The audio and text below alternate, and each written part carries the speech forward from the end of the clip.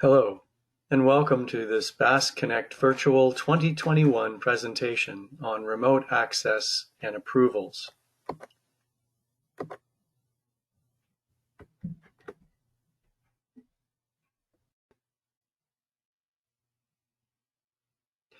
My name is Robert Lavery, and I'll be your presenter. Today, organizations are looking for ways to streamline the capture of time-sensitive data contained in timesheets to update project costs and/or payroll, to improve productivity, or to record purchases, payables, and payments in a timely and cost-effective manner. So the question we're trying to answer in this presentation is, how can you cost-effectively incorporate these processes with proper controls into Sage 300 for remote workers who don't normally log into Sage 300, and to make sure the accountants who want to safeguard the integrity of the data within their system with proper audit trails can be satisfied as well. Our focus in today's presentation will be on a solution we call Resource Manager, which supports anytime, anywhere capture of all of these activities and more with online approvals, email alerts on any mobile device with full integration to Sage 300. Resource Manager has web and mobile-based employee portal applications that allow us to track employee expenses, which will be part of the next presentation, time usage through timesheets, leave tracking, and overtime, and also to manage an e-purchase process for purchases, PO receipts, and PO invoices, as well as AP invoices and AP payments. In addition, there are sales quotes, internal item usage, or custom user-defined requisitions that can also be created within Resource Manager. And because it's project-related, we can link to project tasks and resources within Sage 300 if you're using the project and job cost module. I'll start with an overview of the PO, AP invoice, and payment requisition processes. Then we'll go to the timesheet, leave tracking, and attendance, and then we'll walk you through some transactions. Because we have limited time, we're going to be doing just an overview presentation. If you want more detailed information, we would recommend that you speak with your BAASS account manager, or we can schedule a presentation with you one-on-one. So Resource Manager is called a web portal, similar to the way Sage CRM works for sales and marketing professionals, or the Sage portal with web screens for accountants, so that you can access information anytime, anywhere of a sales, marketing, or accounting nature. Resource Manager is an employee portal that allows employees who don't normally log into Sage 300 to enter and submit the expense reports, the timesheets, and the purchase requisitions or AP invoice requisitions, and integrate them directly into the Sage 300 back office with no rekeying or no importing and exporting of data. The web portal access comes via two applications. On the left-hand side, we have the traditional web portal, which you access in a browser that runs on a notebook computer or a workstation. And on the right-hand side, you have the mobile app, which comes to you free of charge when you license web portal applications, so that you can run an Android or Apple device, such as a smartphone or tablet, to access, submit, and approve information on timesheets, purchases, and AP invoices. The integration is directly into a Resource Manager back office module, so that these transactions are created automatically once you have an approved document, and then can be processed the way they normally would through the Sage 300 accounting modules. So Resource Manager provides an all-in-one solution that's fully integrated in real time with workflow approvals that is very cost-effective for organizations of many sizes. We have organizations with as few as 3 or 4 users, all the way up to global enterprises with over 4,000 employees accessing timesheet, expense reporting, or purchase transaction details.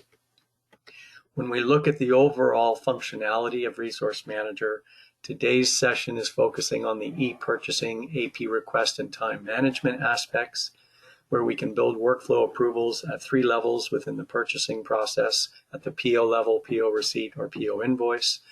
We won't have time to talk about the AP invoice requisitions or payment requisitions, but we just mentioned them for your information. And then we'll squeeze in a presentation on the time management with integration to payroll and PJC.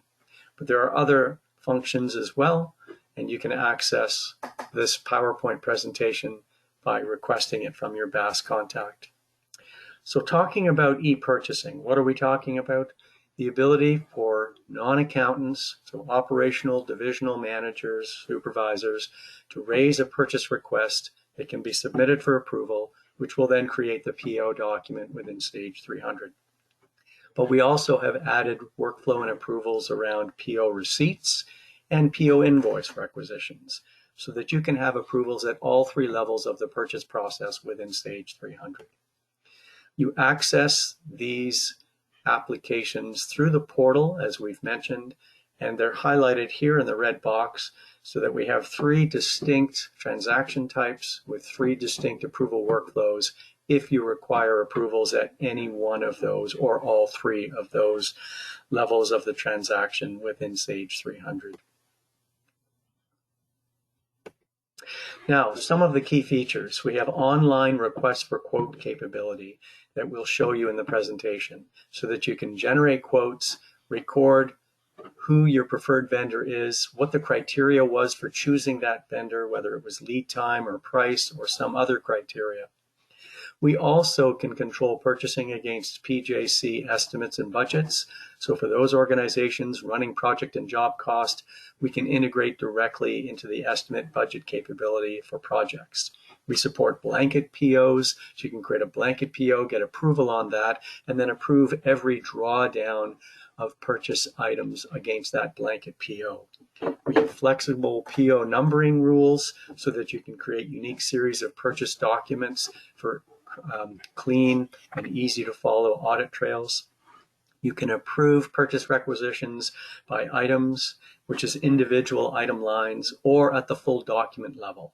This becomes extremely powerful when you incorporate the approval workflow because you can have a purchase requisition to be routed by line item to the specific manager that needs to do the approval. And that means that managers who don't need to see certain lines on that purchase request won't see them. So the system is intelligent enough to be able to split up these purchase requisitions by line item if you want that feature. There's also an endorse feature for preferred vendors that are part of the request for quote and quotation attachments, and tax amounts can be calculated or entered directly into the system. So again, we're utilizing or leveraging the features within Sage 300 wherever possible, and in this case, leveraging the tax services component of common services within Sage 300. When we look at the receipt requisitions, we raise a resource manager web receipt requisition, we do the approval, and then that creates the PO receipt entry within Sage 300. And it does over receipt checking, but you can allow receiving above what's on the PO and create a parameter or a threshold for how much you're willing to allow people in the warehouse to approve or receive above the original PO amount. And then for PO invoice, you can raise an invoice requisition, approve it, and it will generate the Sage PO invoice entry automatically for you. When we look at timesheets, leave tracking, and attendance, we're talking about the ability to record time activities against a project if that's required, or simply for payroll purposes. It comes with a clock in, clock out mobile app for time and attendance purposes. That includes a geofencing ability with timesheet integration so you can verify the specific location for where the employee was doing the work. The geofencing is tied into the GPS, which is part of the mobile device. And you can support multi-location punches, so as they move around throughout the day, they can punch in and punch out, or clock in and clock out if it's attendance-based. And it supports things like lunch breaks or afternoon breaks, whatever union rules might require. There's also an attendance summary report so that managers can see the activity throughout the day by employee. And it provides a missed punch request feature where if an employee forgets to punch in, then it will send an automatic notification to the manager, and they can approve the fact that the employee is working at the site. They just forgot to punch in at the required time. And again, this is tied to the system clock. So the clock in, clock out is going to record the exact time that they clocked in and clocked out. It integrates directly into a back office attendance module, and this is the integration directly into Sage 300 from the web portals or the web mobile app. And the mobile app, as you can see here, for time clock purposes, records a start time and an end time, and individual punches by day for the clock in and clock out time, which is the middle snapshot picture that you see. And as I mentioned, the missed punch request can also be recorded, and there can be an attachment or an approval process that's initiated.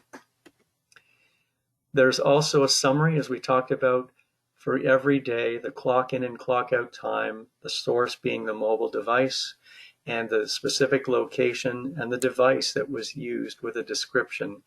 So if an employee forgets to clock in, it's going to be recorded with an approval, and there'll be an attendance summary to confirm the work that they've done. Now we're going to show you the live demo and move across to Resource Manager. So we're going to start with the requisitions. And in terms of the setup, we're going to look at purchase requisitions specifically.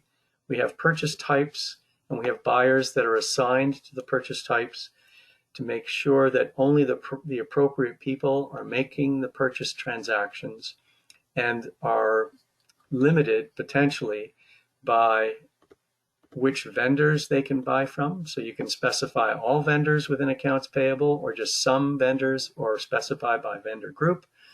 You can create an item list from inventory control. If you're not using inventory control, you can create your own items within Resource Manager. You can restrict the locations for divisions, departments, or regions that they can buy against. You can also restrict which GL accounts they're allowed to post purchase orders or AP invoices against. You can enforce quotations to be attached as part of the purchase requisition, and we can build in notifications with email templates to the submitter who created the purchase requisition. We can also automatically email a copy of the purchase requisition once it's approved to a vendor contact so that the purchase process can begin. And then there are other options, such as whether we're creating a PO requisition within Sage 300 or an actual purchase order. And when we create the purchase order, is it a blanket or active purchase order? We can force attachments to be part of the purchase requisition, and we can enable GL account budgeting to make sure we're not going over budget during the approval process. So we're going to use that as an example in today's presentation.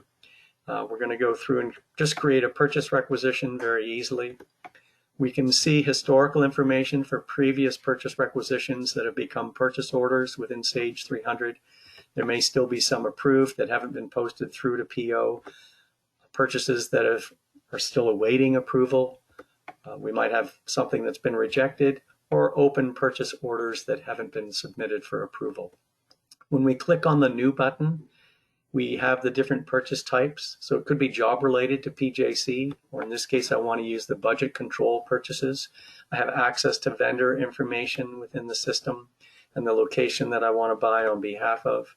And notice that if I'm using a particular type of purchase requisition, I can limit what items are available.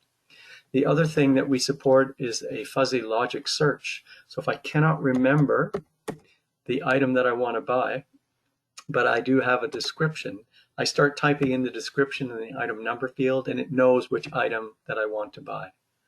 The other thing I can do is I can also add a non-inventory item. So if I want to buy something for the first time, let's say a Jaguar SUV,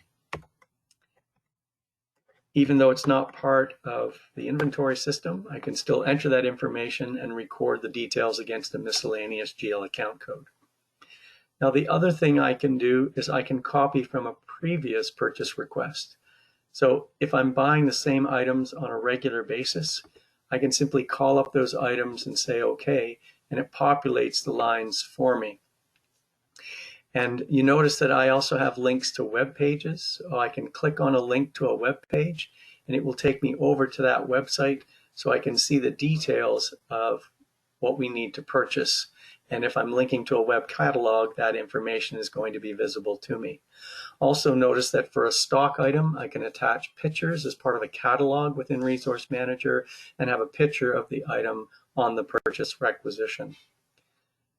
The quotation feature is also here, so I can see quotation details for which vendors we've sent out quotes for, and then what vendor is preferred based on, in this case, lead time. Even though the price is higher, I'm going with this as my supplier because I want to be able to get it within 3 days, not 6 days, from an overseas supplier.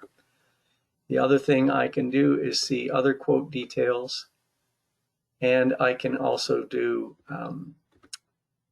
request for quotes. I'll save this document,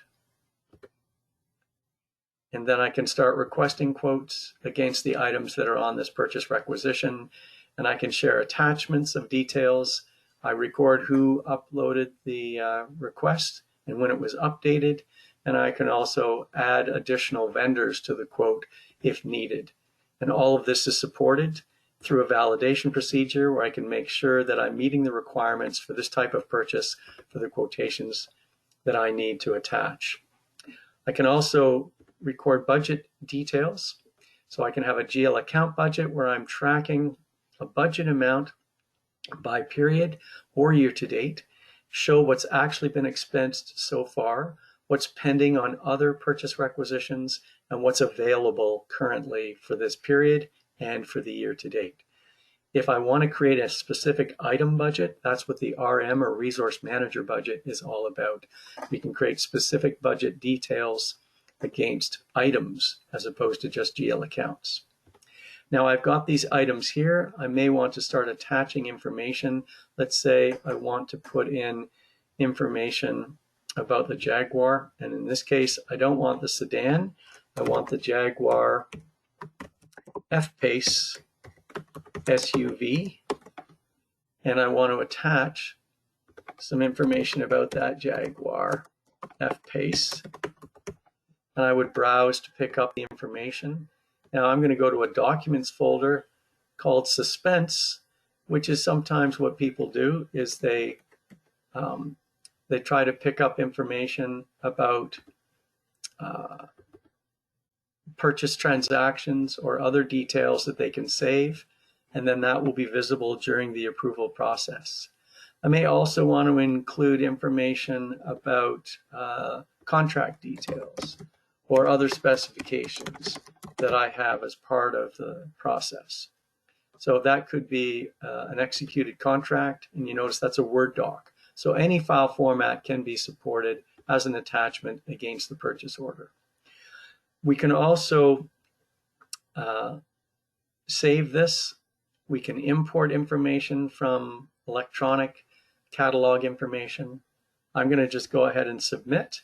And when I submit, you'll notice that I get a warning. If I'm going over budget, I can put controls to say I want a warning popping up if I'm going over budget, or it could be an error which will stop me from submitting the purchase request. Or thirdly, I could create a routine where the purchase request needs to be escalated to a higher level approval if I'm going over budget. So I can manage the process any way you want. Just give a warning, stop it through an error, or automatically reroute it to a higher level approval in the system.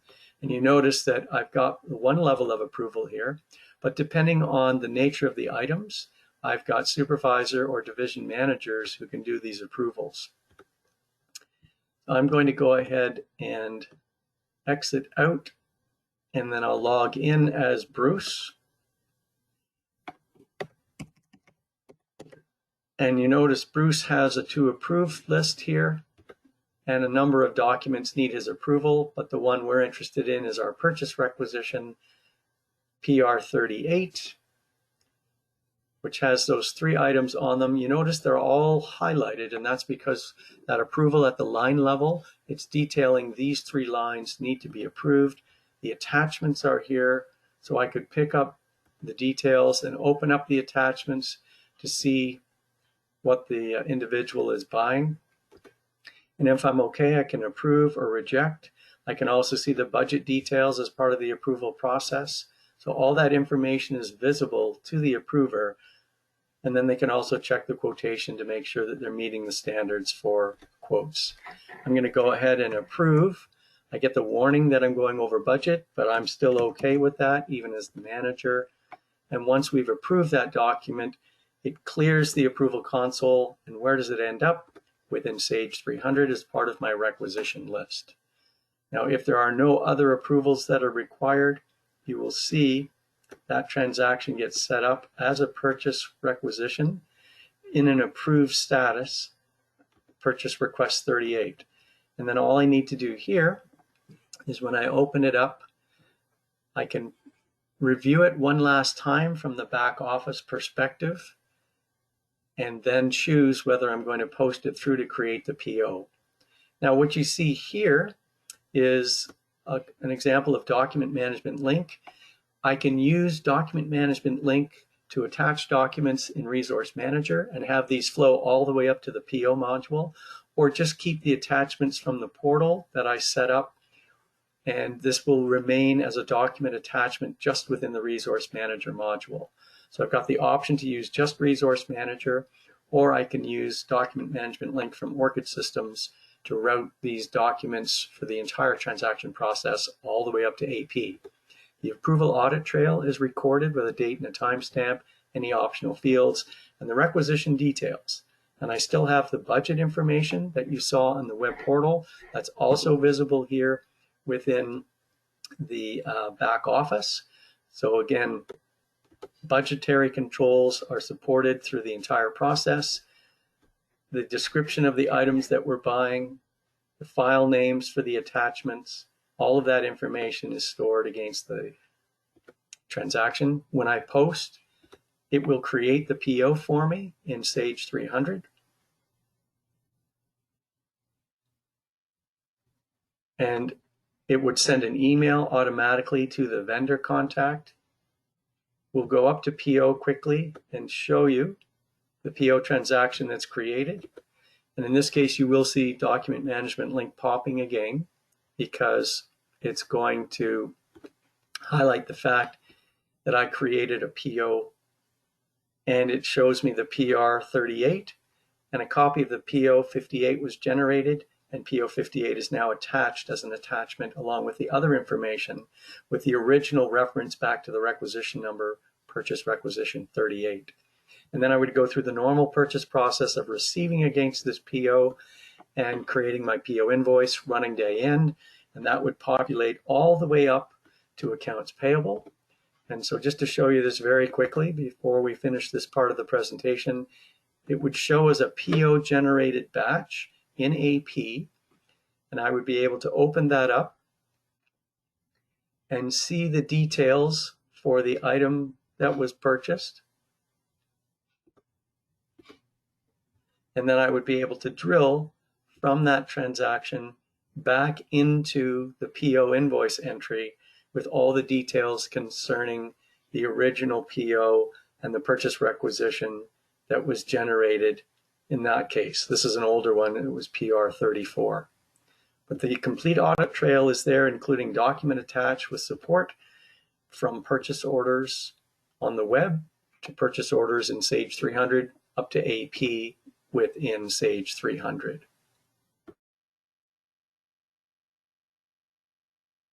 Next, I want to take you through a very quick process of recording timesheets against project and job costs and payroll at the same time. So again, we go back to the portal, we log in as an employee. Notice I can request leave for vacation or sick time. There's overtime calculations, and then the timesheet entry itself. I'm going to create a timesheet very quickly and show you how we can set up information about different customers. And because I'm integrated with PJC, I can see the project codes and the work that I'm doing on that project at a phase, work breakdown structure, or task level. It's billable. I can also assign sick days or vacation days on the timesheet and put in a note, I like this job, and then enter the hours that I'm working with comments. This is a good customer. And when I do that, you'll notice there's a little blue asterisk in the cell. And then I can continue to enter information, but you notice that I'm not able to enter time on a weekend, and that's something that you can restrict if you want to in the system. I'm going to remove these lines. I could have multiple lines, of course, against different jobs. I could copy the timesheet from a previous period or create the timesheet from a schedule in what we call resource planning. But I'm going to just go ahead. I won't do an attachment. You've seen that already. I'm going to save this timesheet and submit it into the workflow, because all I really want to show as this part of the presentation is the approval updating PJC and Canadian payroll at the same time. So I'm going to sign out as Marilyn, sign in as Freddie. And you'll notice that if you're using more than one Sage 300 company, you can choose from multiple companies. I'm using a PJC Canadian payroll company for this example. And I've got a document to approve, which is the timesheet we just submitted, timesheet 42. I'm just going to go ahead and approve, say OK. And now that it's approved, it's updated in Resource Manager as a timesheet batch. So again, it was timesheet 42. And this looks like the transaction here. It's noted as a timesheet from the ESS portal. And that is timesheet 42. So the details are all here about the approval audit trail. There were no attachments in this case. So we're just allocating time to the project at a phase and category level. And the comments, I like this job, are here as well. So I'm going to go ahead and post. And you'll see that both a PJC time card as well as a Canadian payroll time card are created. So PJC time card created, payroll time card completed. And this will update the time card entry within PJC under time cards. So my last time card is timesheet 42 with the contract project category details and the time detail by day for the week that we just recorded. I've got the allocation to the earnings code hourly, it's billable, the unit cost, the payroll account, wages and benefits, the work in progress account on the project for PJC, and the comments. So we've updated PJC with the labor charges against that job.